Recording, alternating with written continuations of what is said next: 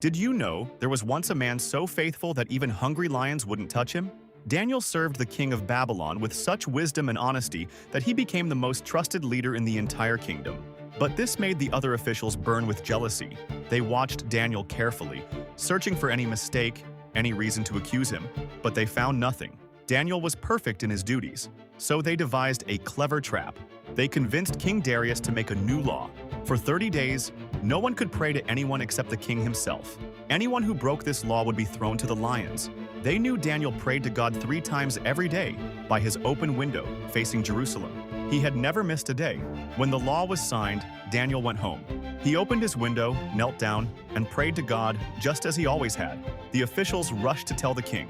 Darius realized he'd been tricked, but the law couldn't be changed. That evening, Daniel was thrown into the lion's den. Sometimes our greatest test comes when doing right seems impossible.